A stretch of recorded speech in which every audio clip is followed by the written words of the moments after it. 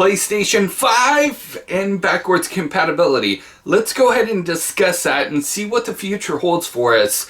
What is going on, ladies and gentlemen? Monkey Flop here, and if you guys do enjoy these videos, please support me by dropping a like, dropping a comment, and if you guys are new, subscribe with those bell notifications turned on. Let's go ahead and get right into it, because backwards compatibility is one thing that is on everybody's mind. We do know that Sony has confirmed that the PlayStation 5 will have backwards compatibility with the PlayStation 4. And honestly, that's a really good, smart marketing move for them, given the fact that the PlayStation 4 has sold so many consoles that it's going to be a lot easier for people to want to transition into getting a PlayStation 5, because at least they'll have some games to play. A lot of people are wondering about other consoles getting backwards compatibility treatment with the PlayStation 5, the PlayStation 3, 2, PlayStation 1. Even people are going as far back as the PSP and the PlayStation Vita. And well, I would love to come out and say, oh man, PlayStation 5 is going to have backwards compatibility for all the systems. That would actually be a dream come true for everyone. But to be completely honest and kind of frank with you, a lot of what Sony's doing is moving into a more digital and streaming service type of thing.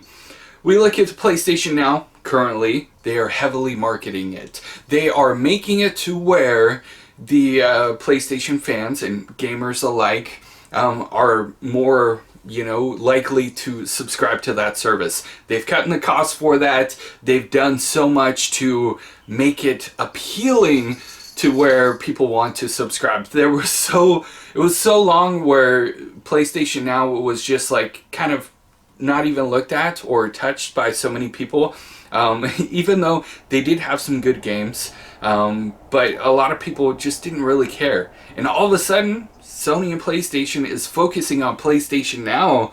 That only tells me that their answer for backwards compatibility, which I completely hate this idea, to be completely honest with you guys, but their idea and their answer to backwards compatibility for previous generations is going to be the PlayStation Now, a subscription service, not the fact that you probably already own these games and they're probably sitting in your home and you would love to play them on the PlayStation 5. I know for me, the PlayStation 3, all of my controllers kind of get like messed up, and the fact that the PlayStation 3 is so old, even when I buy new controllers, they don't really last that long. The analog sticks kind of get messed up. Sometimes the buttons or the things inside of them get messed up too, warped, or maybe just get old. The battery goes out on it all the time. So I would love to be able to play PlayStation 3 games on the PlayStation 5, or heck, even being able to pop it into the PlayStation 4, which is never going to happen now. But I definitely stand with you guys, and I would love to see backwards compatibility for all consoles on the PlayStation 5. And they could definitely do that, especially with the specs and everything that's built in the PlayStation 5. They could definitely afford to do backwards compatibility. But I really feel that they're just going to go in the direction of PlayStation Now and say, hey, there's your backwards compatibility, bro. It's so horrible. I hate it so much. I mean, don't get me wrong. PlayStation Now is a great value, especially right now at $10 a month. I've already made a video talking about, is PlayStation Now worth it? For $10 a month it is, especially with the games that they offer.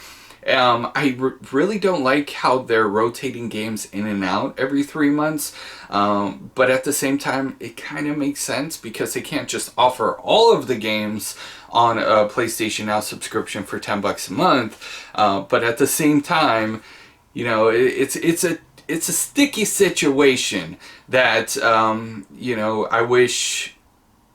One thing that is great, that I will say before I go into that, is the communication has been a lot better with PlayStation, and I think that, you know, companies in general understand the internet today and understand that communicating with your consumers and your customers is valuable and key.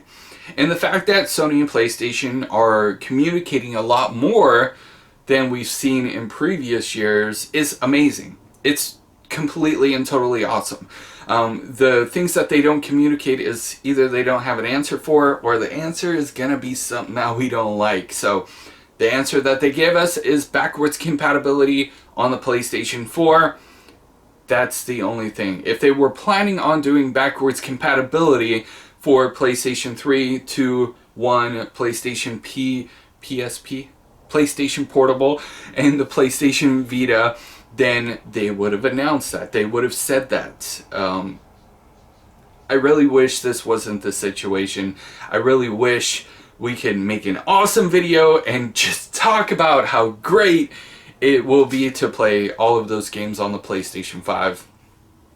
But, you know, at this point, they might do more with the PlayStation now and bring some of those games that a lot of people are requesting to the PlayStation Now subscription service. But it's going to be kind of locked under that. So, ladies and gentlemen, thank you guys so much for watching this video. I kind of wanted to make this video and just kind of get my thoughts out there.